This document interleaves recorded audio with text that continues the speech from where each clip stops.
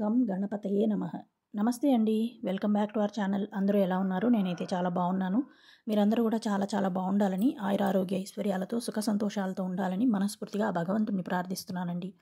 ఈరోజు వీడియోలో క్రోధినామ సంవత్సరంలో మనకి ఫాల్గుణ మాసంలో కృష్ణపక్షంలో వచ్చిన చవితి సంకటహర చతుర్థి మనకి మార్చ్ 17వ తారీఖు సోమవారం రోజు వచ్చింది. ఈరోజు నేను పూజ అనేది చేసుకున్నాను స్వామివారిని ఉద్దేశించి. మనకి నెక్స్ట్ కొత్త సంవత్సరం రాబోతుంది, ఉగాది. అప్పుడు అందరికీ కూడా బాగుండాలి, అందరూ సుఖ సంతోషాలతో హాయిగా ఆయురారోగ్య ఐశ్వర్యాలతో చల్లగా ఉండాలని, అనుకున్న కోరికలన్నీ వాళ్ళకి నెరవేరాలి, ఎలాంటి సంకటాలు ఉన్నా కానీ అవన్నీ తొలగిపోవాలని మనస్ఫూర్తిగా కోరుకుంటూ స్వామివారిని ఉద్దేశించి పూజ చేసుకోవడం అనేది జరిగిందండి. ఆ వీడియోని షేర్ చేస్తున్నాను. సో వీడియోని స్కిప్ చేయకుండా పూర్తిగా చూడండి. ఇంకా ఫస్ట్ టైం మన ఛానల్ని చూసేవాళ్ళు తప్పకుండా ఛానల్ని సబ్స్క్రైబ్ చేసుకోండి. మనకి ప్రతి నెల 2 చవితులు వస్తాయండి. అంటే శుక్లపక్షంలో, కృష్ణపక్షంలో. శుక్లపక్షంలో భాద్రపద మాసంలో వచ్చే చవితి మనం వినాయక చవితిగా 9 రోజులు స్వామివారిని ఆరాధిస్తూ బాగా హంగామా చేస్తూ బాగా మంచిగా ఆయనను పూజించుకుంటూ ఉంటాం, నవరాత్రులు జరుపుకుంటాం కదా. ఇంకా మనకి ప్రతి నెలలో కృష్ణపక్షంలో వచ్చే చవితి సంకటహర చతుర్థి అనమాట. ఇది మనము జీవితకాలంలో ఒక్కసారైనా చేసుకోవాలని పెద్దవాళ్ళు చెప్తూ ఉంటారండి. ఒకసారి లేకపోయినా అంటే ఒకసారి అంటే మొత్తం మీద 12 నెలలు చేసుకోవాలి, లేదు అంటే ఇన్ని నెలలు చేసుకుంటాననైనా మనం సంకల్పం చెప్పుకోవచ్చు. 1, 3, 5 అలా కంటిన్యూగా 21, 108 కూడా చేసుకోవచ్చు. ఇంకా జీవితకాలము చేసుకుంటాము అని అనుకునే వాళ్ళు కూడా ఉంటారనమాట. అలాగైనా చేసుకోవచ్చు. కాకపోతే ఒకసారి మొదలు పెట్టారంటే వదులుకోవడానికి మనసు అయితే రాదండి. నేనైతే దగ్గర దగ్గర నుండి 7-8 ఏళ్ల నుండి చేసుకుంటున్నాను. 2018 అనుకుంటాను అప్పుడు స్టార్ట్ చేశాను. అప్పటి నుండి అయితే ఒక 1 ఇయర్ పాటు చేసుకున్నాను. తర్వాత మంగళవారంతో కూడి వచ్చిన చతుర్థి అంటే భౌమ చతుర్థి అని చెప్తారు, అంగారక చతుర్థి అని కూడా చెప్తారు. అది చాలా విశేషమైనది. ఆ రోజు చేసుకుంటే తప్పకుండా మొదలుపెట్టి చేసుకుంటే కూడా చాలా మంచిది. మాఘమాసంలో మొదలుపెట్టినా చాలా మంచిది. అసలు మామూలుగా నేనైతే ఎలా తెలుసుకున్నానంటే ఒక ఛానల్లో గురువులు చెప్తుండగా విని, అంటే భాద్రపద మాసం మనకి వినాయక చవితి వస్తుంది కదా, దానికి ముందు శ్రావణ మాసంలో అప్పుడు మొదలుపెట్టి చేసుకుంటే చాలా మంచిదని నేను విన్నానమాట. అందుకని అప్పటి నుండి నేను చేసుకున్నాను. 1 ఇయర్ పాటు చేసుకొని ఉద్యాపన కూడా చేసుకున్నాను అనమాట. సో అప్పటి నుండి ఎప్పుడైనా కుదిరినప్పుడు అలా చేసుకుంటూ ఉంటాను. ఇంకా మనకి ఈ సంవత్సరం 2025వ సంవత్సరంలో చివరిది, అంటే ఈ తెలుగు నామ సంవత్సరంలో మనకి ఇది చివరిది కాబట్టి ఫాల్గుణ మాసంలో ఈరోజు అసలు 17 అని కొంతమంది, 18 అని కొంతమంది చెప్తూ ఉన్నారు. తర్వాత మాకు దేవాలయం గ్రూప్ ఉంటుంది, గుడిది. ఆ గ్రూప్లో నాకు మెసేజ్ వచ్చింది. ఎందుకని సరేలే చూద్దాము, ఓపిక ఉంటే చేసుకుందాము, స్వామివారి దయ అనుకున్నాను. ఇంకా తర్వాత క్యాలెండర్లో చూస్తే మా బాబుది తిథుల ప్రకారం కూడా ఆ రోజు పుట్టినరోజు కావడము, నేను సరేలే ఇంకా సోమవారంతో కలిసి వచ్చింది కదా అని వదులుకోకుండా చేసుకుందాము అని మొదలుపెట్టి చేసుకున్నాను అనమాట.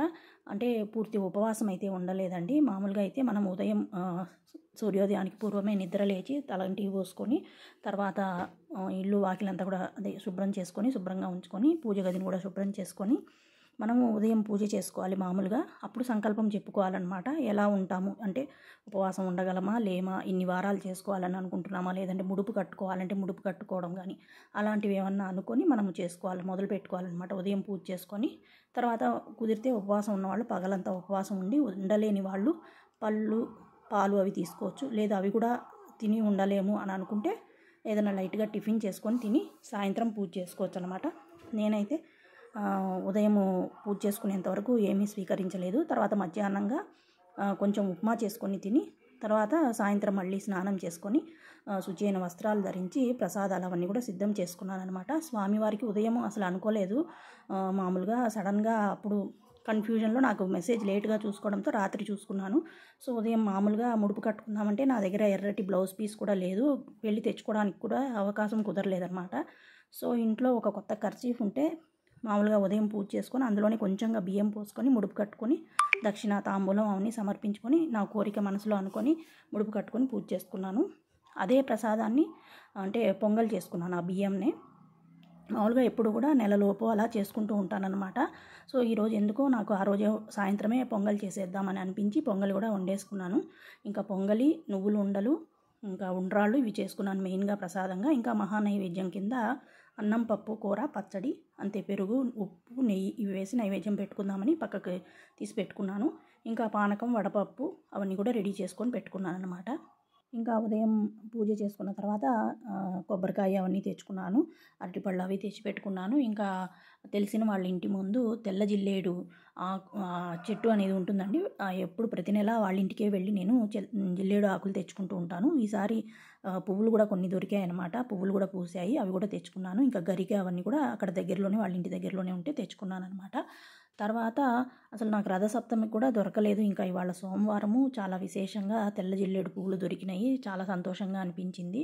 సో అవన్నీ కూడా పత్రి ఇంటి దగ్గర చుట్టుపక్కల ఉండే చెట్లలో ఉండే పత్రి అంతా కూడా తెచ్చుకున్నాను. తెచ్చుకొని పూజకు కావాల్సిన ఏర్పాటు అంతా కూడా సిద్ధం చేసుకున్నాను అనమాట.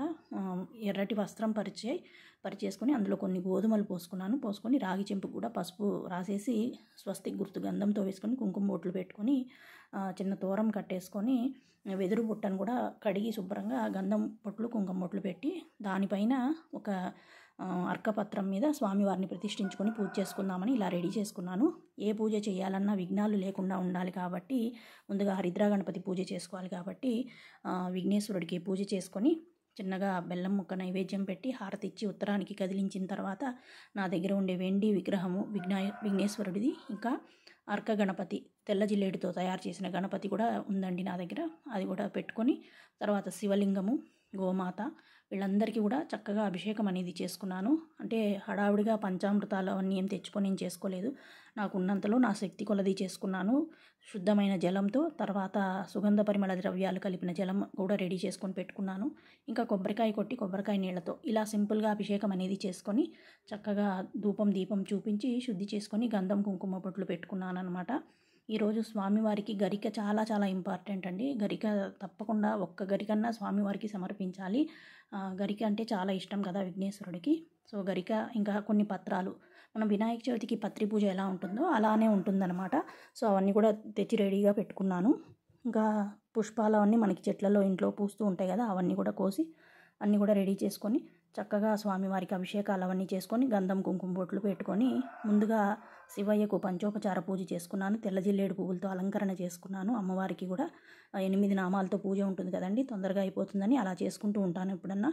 ఇంకా తర్వాత లక్ష్మీనారాయణలు కూడా చిన్నగా పంచోపచార పూజ చేసుకొని తర్వాత సంకటహర గణపతికి పూజ చేసుకున్నాను అనమాట. మామూలుగా ఎప్పుడైనా మనము చీఫ్ గెస్ట్ని పిలిచినప్పుడు ఎలా చేసుకుంటాము, వాళ్ళని ఎలా ఇన్వైట్ చేస్తాము, అందరినీ పిలిచిన తర్వాత చివరిగా మనము చీఫ్ గెస్ట్ని పిలుస్తుంటాం చూసారా, అలాగే అనమాట. పూజ కూడా అలానే చేసుకోవాలి. మనం రోజు ముందుగా హరిద్రా గణపతి పూజ చేసుకోవాలి. మళ్ళీ తర్వాత మన పూజ గదిలో ఉండే దేవుళ్ళందరినీ కూడా పూజించుకోవాలి. తర్వాత ఆ రోజు ఏ దేవతామూర్తిని పూజించాలి, ప్రత్యేకంగా పూజ చేయాలి, వ్రతం చేయాలని అనుకుంటామో వాళ్ళకి పూజ అనేది చేసుకోవాలన్నమాట. ఇదే పద్ధతిలో నేను చేసుకుంటూ ఉంటానండి. ఇలా చక్కగా అభిషేకాలు అవన్నీ చేసుకొని తర్వాత స్వామివారికి చక్కగా గంధం కుంకుమ బొట్లు అలంకరణ చేసుకొని పెట్టుకున్నాను. ప్రతిష్ఠించుకొని షోడశోపచార పూజ అనేది చేసుకున్నాను అనమాట. ఈరోజు స్వామివారికి సింధూరము విభూది తప్పకుండా సమర్పించాలి. నేను అభిషేకం చేసే జలంలోనే కొంచెం సింధూరము ఇంకా భస్మము అవి కూడా సమర్పించి స్వామివారికి అభిషేకం అనేది చేసుకున్నాను అనమాట. అంటే సింధూరం సమర్పించడం ఎందుకు అంటే స్వామివారు ఎర్రటి వర్ణంలో ఉంటారు ఇవాళ. అంటే మనం అంగారక చతుర్థి అని జరుపుకుంటూ ఉంటాం కదండి. అంగారకుడు మనకి కుజుడు ఎర్రటి అంటే సింధూర వర్ణంలో ఉంటారు కాబట్టి అందుకని ఈరోజు తప్పకుండా సింధూరం సమర్పించుకుంటే చాలా మంచిది స్వామివారికి. అలా సింధూరం సమర్పించి స్వామివారిని మనం పూజిస్తే మనం కోరిన కోరికలన్నీ కూడా త్వరగా నెరవేరుతాయని చెప్తూ ఉంటారు. సో స్వామివారికి సింధూరం తప్పకుండా మనము సమర్పించుకోవాలి. ఇంకా స్వామివారిని ప్రతిష్ఠించుకొని షోడశోపచార పూజ అనేది చేసుకున్నాను. మనకి షోడశోపచార పూజ చేయడం రాదు, ఏమీ రాదు అని అనుకుంటే గం గణపతయే నమః అని అనుకుంటూ మనం ఎలా అలంకారం చేయాలనుకుంటున్నామో అవన్నీ చేసుకోవచ్చు. ఆ నామాన్ని స్మరిస్తూ నిత్యం చెప్పుకుంటూ ఉండాలి. ఉదయం పొద్దు నుండి రాత్రి వరకు మనం చెప్పుకుంటూ ఉండాలన్నమాట. గం గణపతయే నమః అనే నామాన్ని తప్ప వేరే మనము అంటే అది ఒకటే మనం ధ్యేయంగా పెట్టుకోవాలి. ఈ నామాన్ని ఈరోజు ఇన్నిసార్లన్నా చెప్పుకోవాలి అన్న ఒక ఉద్దేశంతో చెప్పుకోవాలన్నమాట. తర్వాత అన్నీ మనకు వచ్చిన విధంగా మనం పూజించుకోవచ్చు. అలంకారం చేస్తాం కదా, కొంతమంది చక్కగా అలంకారం చేస్తూ ఉంటారు, కొంతమంది ఎన్నో దీపాలు పెట్టుకుంటూ ఉంటారు. రకరకాలుగా మనకి తోచిన విధంగా మనకి ఎలా ఉంటే అలాగనమాట.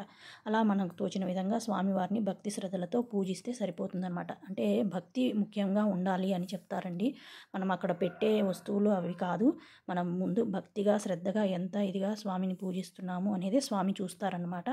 సో మనము అలానే చేసుకోవాలి. ఇంకా స్వామివారికి షోడశోపచార పూజ అది చేసుకున్న తర్వాత 8 నామాలతో దూర్వాయుగ్మ పూజ ఉంటుందండి, అది కూడా చేసుకోవాలి. తర్వాత స్వామి అష్టోత్తరము, ఇంకా మనకి సంకటనాశన స్తోత్రం అనేది ఉంటుంది, అది కూడా చదువుకోవాలి. కుదిరితే 21 సార్లు చదువుకుంటే చాలా మంచిది, లేదంటే ఒక్కసారైనా భక్తి శ్రద్ధలతో చదువుకోవాలి. ప్రణమ్య శిరసాదేవం గౌరీపుత్రం వినాయకం భక్తావాసం స్మరేత్ నిత్యం మాయస్మార్థ సిద్ధయే అని మనకి ఉంటుందన్నమాట శ్లోకం, అది స్తోత్రము, అది చదువుకోవాలి. చదువుకొని తర్వాత స్వామివారికి ధూపదీప నైవేద్యాలు సమర్పించుకోవాలి. నేను చెప్పాను కదండి, ముడుపు కట్టుకున్నాను కదా, ముడుపు బియ్యాన్ని కొంచెంగా పొంగల్ చేసుకున్నాను, కొంచెం పెసరపప్పు శనగపప్పు వేసి బెల్లం పాలు పోసి. ఇంకా తర్వాత ఉండ్రాళ్ళు అంటే నువ్వులు ఉండలు, ఇవైతే తప్పకుండా నేను చేస్తానండి. ఏ ప్రసాదం చేయలేకపోయినా నువ్వులు ఉండలు అయితే చేసుకుంటాను. ఇంకా పానకం వడపప్పు ఇవన్నీ కూడా మనము మహానైవేద్యం ఏది చేయాలనుకుంటే అది మహానైవేద్యం సమర్పించి తాంబూలము, హారతి, మంత్రపుష్పము, క్షమార్పణ ఇవన్నీ చెప్పుకున్న తర్వాత చేతిలో కొన్ని అక్షంతలు పట్టుకొని మనం సంకటహర గణపతి వ్రత కథ అనేది ఉంటుంది, అది చదువుకొని స్వామివారి వద్ద కొన్ని అక్షంతలు వేసి మనం తలపైన ఇంట్లో వాళ్ళందరం కూడా వేసుకోవాలన్నమాట అక్షంతలు. సో ఈ సంవత్సరం మనందరికీ కూడా ఎంతో మంచి జరిగిందని మనస్ఫూర్తిగా నమ్ముతూ, ఇంకా రాబోయే సంవత్సరం కూడా అందరికీ కూడా మంచిగా ఉండాలి, ఆయురారోగ్య ఐశ్వర్య సమస్యలు ఎలాంటివి ఉండకుండా, ఎలాంటి సంకటాలు లేకుండా అందరినీ చల్లగా చూడాలని మనస్ఫూర్తిగా స్వామివారిని వేడుకుంటూ, మీ అందరికీ వీడియో నచ్చిందంటే లైక్, షేర్, కామెంట్, ఇంకా సబ్స్క్రైబ్ చేసుకోండి. Thank you very much. Please subscribe.